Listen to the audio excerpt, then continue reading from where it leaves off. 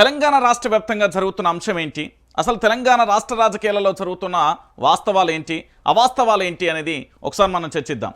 అయితే నిన్నటి రోజున ఒక అంశం తెలంగాణ రాజకీయ సర్కిల్లో ఒక చక్కర్లు కొట్టింది. అక్కడ జరిగిన విషయం ఏంటి అంటే, తెలంగాణ ప్రాంత ప్రజలరా, నిజానికి రాష్ట్ర ప్రభుత్వం యొక్క పనితీరుకు సంబంధించిన ఒక పోటీ పరీక్ష అనుకోవచ్చు. ఎందుకంటే పూర్తి స్థాయిలో కూడా మనం ఒక సంవత్సర కాలం పరిపాలించిన తర్వాత పరిపాలనకు సంబంధించిన అంశాలు ఏంటి, పరిపాలన విధి విధానాలు ఏంటి, ప్రభుత్వానికి సంబంధించి ప్రజలకు ఏం సంక్షేమ పథకాలు అందించింది, దాంట్లో ఏమేమి జరుగుతున్నాయనేది కూడా మనం చూసే ప్రయత్నం అయితే చేద్దాం. దాంట్లో భాగంగా నిజానికి నిన్న ప్రభుత్వానికి సంబంధించి ఏమేమి చేసింది, ఆ ప్రభుత్వానికి సంబంధించి ఒక సంవత్సరానికి సంబంధించిన పరిపాలనగా మనం చూడొచ్చు. సో మొత్తానికి ఏం జరిగిందడా, జరిగిన అంశాలు ఏంటి అనేది చాలామంది కూడా ఆలోచనలో పడ్డారు. సో ఒక సర్వే చేసిన అంశానికి సంబంధించి నిజానికి కళ్ళు బైర్లు కమ్మే అంశం అనుకోవచ్చు. అసలు తెలంగాణ రాష్ట్ర రాజకీయాలలో ఇప్పటివరకు కాంగ్రెస్ పార్టీకి సంబంధించిన 65 మంది శాసనసభ్యులకు సంబంధించిన పనితీరుకు ఒక పరీక్ష. ఎందుకంటే దాదాపుగా 15 నెలల కాలం పూర్తయిపోయిన తర్వాత పూర్తి స్థాయిలో కూడా ఇప్పటివరకు వాళ్ళు ఏం చేసిళ్ళు, ఏం చేయలేకపోయిళ్ళు అనేది కూడా మనం చూసే ప్రయత్నం అయితే చేద్దాం. అసలు ఆ సర్వే ఏం చెప్పింది, ఏం కథ అనేది ఒకసారి చూద్దాం. అయితే ఒక సర్వే జరిగిందండి. ఈ సర్వేకు సంబంధించి ఏది కాంగ్రెస్ పార్టీకి సంబంధించిన 65 మంది ఎమ్మెల్యేల యొక్క పనితీరు. ఎందుకంటే అధికారంలో ఏ పార్టీ ఉంది? కాంగ్రెస్ పార్టీ. మరి కాంగ్రెస్ పార్టీ అధికారంలో ఉన్నప్పుడు అభివృద్ధి దిశగా ఎమ్మెల్యేలు పూర్తి స్థాయిలో నియోజకవర్గాలకు పరిమితమై ఆ నియోజకవర్గంలో ఉన్న సమస్యలు, అంటే ఎమ్మెల్యేల ఫండ్కు సంబంధించిన 5-6 కోట్లు ఉంటుంది కదా, దాంతోపాటు ఇటు ముఖ్యమంత్రి నుండి కొంత ఫండ్ తీసుకొచ్చి ఆ నియోజకవర్గాన్ని అభివృద్ధి చేయాల్సిన బాధ్యత వాళ్ళపై ఉంటుంది. దాంతోపాటు ప్రజలకు ఎమ్మెల్యేకు ఉన్న కమ్యూనికేషన్ ఎంత తారాస్థాయిలో ఉన్నది, వాళ్ళు ఏ విధంగా అభివృద్ధి చేశారు, ఈ 15 నెలల కాలంలో కాంగ్రెస్ పార్టీ అధికారంలోకి వచ్చిన తర్వాత ఏ లీడర్ ఎక్కువ పనిచేసిండు అనేది చర్చనీయాంశంగా మారింది. సో దానికి సంబంధించి ఒక సర్వే జరిగింది. ఆ సర్వేలో ఏం చెప్పారు, నిజంగా తెలంగాణ రాష్ట్ర వ్యాప్తంగా కాంగ్రెస్ పార్టీ అద్భుతంగా పనిచేసిందా, లేకపోతే అసలు పనే చేయలేదా అనేది ఈ సర్వే సంస్థ చెప్పింది. ఒకసారి చూద్దాం. ఇక్కడ మీకు కనబడుతున్న గుర్తులను ఒకసారి మీరు గుర్తుపెట్టుకోరి. ఎన్నికల పోలింగ్లు ఎట్లా గుర్తుపెట్టుకుంటామో ఇప్పుడు అట్లా గుర్తుపెట్టుకోరి. సో ఇక్కడ కనబడుతున్న ఆకుపచ్చ కలర్ ఏదైతే ఉందో బాగుంది అని, దాంతోపాటు ఇక్కడ కనబడుతున్నదేమో పర్వాలేదని, ఇక్కడ కనబడుతున్న ఎరుపు కలర్ ఏమో ఏంది బాగోలేదు అంటూ కూడా చెప్పిన పరిస్థితి కనబడుతుంది. సో ఇక్కడ ఒకసారి చూడండి, మొత్తం కాంగ్రెస్ పార్టీలో 65 మంది ఎమ్మెల్యేలు ఉన్నారండి. దాంట్లో పూర్తి స్థాయిలో కూడా 8 మంది మాత్రమే చక్కగా పనిచేస్తాలని వచ్చింది. ఇక 37 మంది పూర్తి స్థాయిలో కూడా పర్వాలేదు అనిపించింది. ఇక 20 మంది అయితే అసలు పనే చేస్తలేరు అని వచ్చింది. ఇక బీఆర్ఎస్ పార్టీ అధికారంలో లేదు, విపక్షంలో ఉంది. అయినప్పటికీ 12 మంది పూర్తి స్థాయిలో అద్భుతంగా పనిచేస్తున్నారు, 13 మంది పర్వాలేదు, మరో 13 మంది ఏది బాగోలేదు అని వచ్చింది.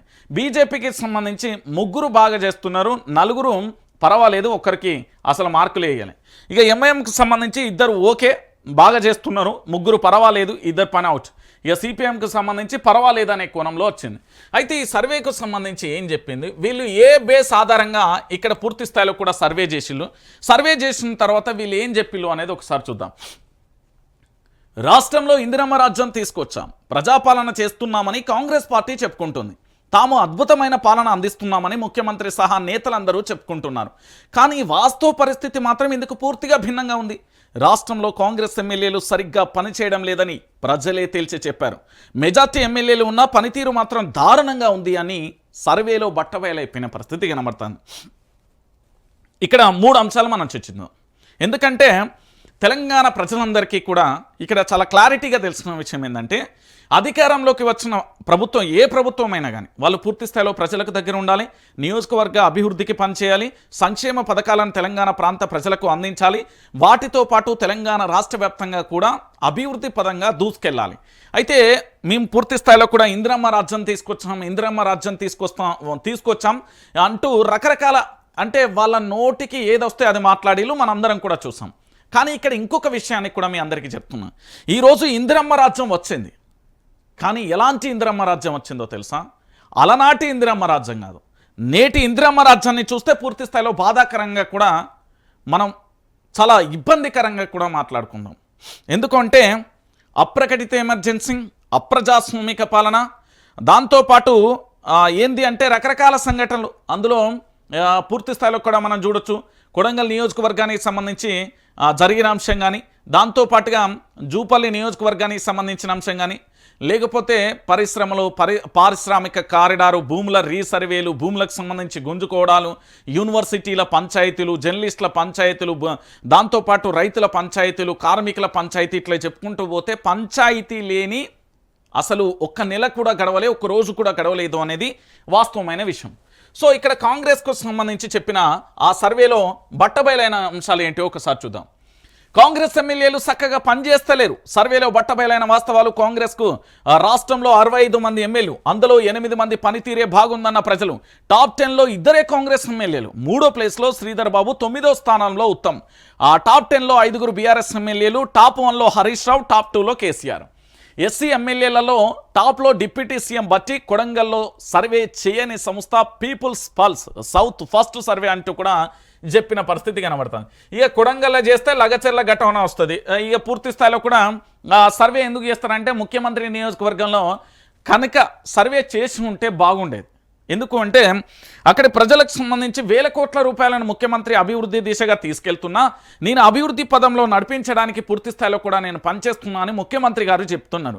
మరి ఆ మాటలకు వేల కోట్ల రూపాయలు తీసుకెళ్తున్న ఈ ముఖ్యమంత్రి యనుమల రేవంత్ రెడ్డి గారికి సంబంధించి పరిపాలనకు సంబంధించి అభివృద్ధి దిశగా ఉందా? లగచెల్ల, దాంతోపాటు హకీంపేట, ఆ రోటిబండ తండాకు సంబంధించి అక్కడ 3-4-5 విలేజ్లకు సంబంధించి భూములను తీసుకోవడానికి ఫార్మా సిటీ అని, ఫార్మా కారిడార్ అని రకరకాల పేర్లు చెప్పారు కదా. అక్కడ ముఖ్యమంత్రి గారికి సంబంధించి పనితీరు ఎట్లున్నదో చేస్తే బాగుండేది. మరి ముఖ్యమంత్రి గారికి భయపడి చేయలేదా, లేకపోతే పూర్తి స్థాయిలో ముఖ్యమంత్రి నియోజకవర్గంలో ఎందుకు మనం అనవసరంగా సర్వే పేరుతో పోయి ఆ సర్వేని ఇచ్చిన తర్వాత మనం ఇబ్బందులు ఎదుర్కోవాల్సి వస్తుందని చేయలేదా, లేకపోతే వాళ్ళే ముఖ్యమంత్రి గురించి ఇక చేయడం ఎందుకులే ప్రజలకు తెలుసు అని ఆ కోణంలో వెళ్ళిపోయిర్రా అనేది కూడా మనకు తెలియాల్సి ఉండే. ఇక దాంతోపాటుగా ఒకసారి దీంట్లోనే చూద్దాం ఏం కథ అనేది ఒకసారి ఇక్కడ చూడొచ్చు.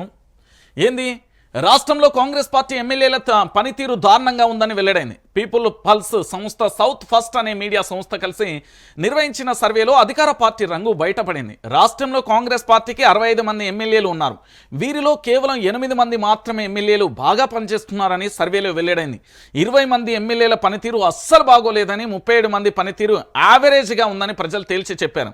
అయితే ఎమ్మెల్యేలే కాదు, మంత్రుల పనితీరు కూడా సరిగ్గా లేదని సర్వేలో స్పష్టమైంది.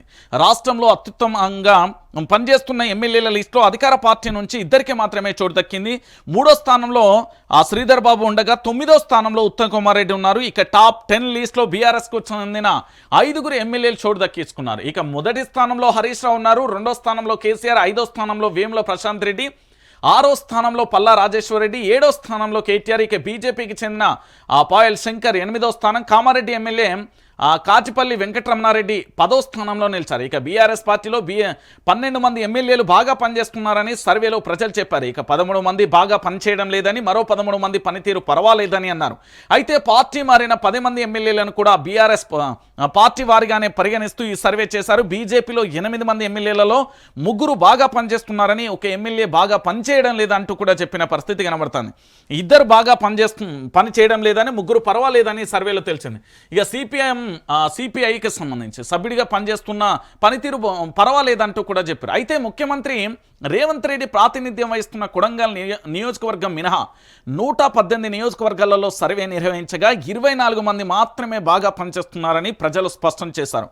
ఇందులో కేవలం 8 మంది మాత్రమే కాంగ్రెస్ పార్టీకి చెందిన వారు ఉన్నారు. ఇక మొత్తం ఎమ్మెల్యేలలో 36 మంది ఎమ్మెల్యేల పనితీరు బాగోలేదని, 58 మంది ఎమ్మెల్యేల పనితీరు యావరేజ్గా ఉందని ప్రజలు తేల్చి చెప్పిన పరిస్థితి కనబడుతుంది. అయితే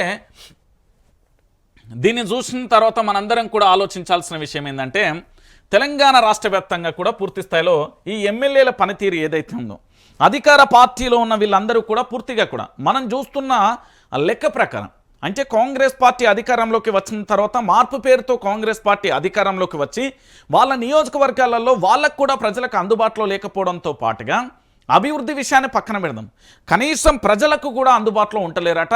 దాదాపుగా 50 పైచిలకు ఎమ్మెల్యేలు, ప్రజలకు అందుబాటులో లేని ఎమ్మెల్యేలు దాదాపుగా 50 పైచిలకు ఉన్నారు. 65 మంది కాంగ్రెస్ ఎమ్మెల్యేలలో 50 మంది ప్రజలకు అందుబాటులో లేరండి. ఇక దాంతోపాటు కేవలం బీఆర్ఎస్ పార్టీకి సంబంధించిన వాళ్ళే అద్భుతంగా పనిచేస్తున్నారు అనే కాడికి వచ్చింది. అంటే విపక్ష పార్టీకి సంబంధించిన ఎమ్మెల్యేలే బాగా చేస్తున్నారు అనే కాడికి వచ్చింది. ఇక దీంతో పాటుగా మనం మొత్తం తెలంగాణ రాష్ట్ర వ్యాప్తంగా ఓవరాల్గా చూసుకుంటే కాంగ్రెస్ పార్టీ పనితీరు బాగోలేదు అనేది ఈ సర్వేలో చాలా క్లారిటీగా వచ్చింది. ఇక ముఖ్యమంత్రి యనుమల రేవంత్ రెడ్డి గారికి సంబంధించి పూర్తి స్థాయిలో వాళ్ళ నియోజకవర్గాన్ని అయితే మినహాయించిలు, మిగతా నియోజకవర్గాలకు సంబంధించి పూర్తి స్థాయిలో లెక్క చెప్పిన పరిస్థితి కనబడుతుంది.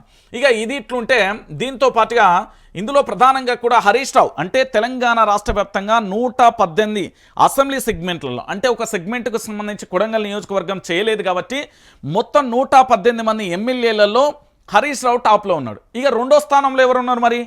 కల్వకుంట్ల చంద్రశేఖరరావు.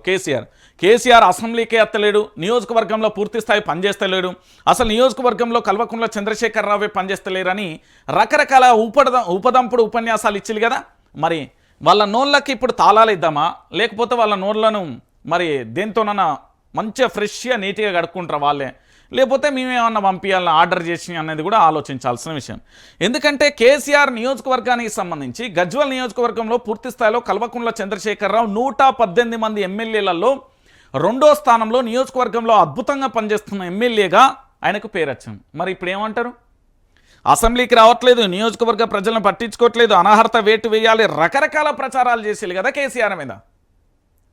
మరి మీరు చేస్తున్న అన్నీ కూడా ఫేక్ అని తేలిపోయింది కదా. ఇప్పుడు దీనికి ఏం సమాధానం చెప్తారు అంటున్నా.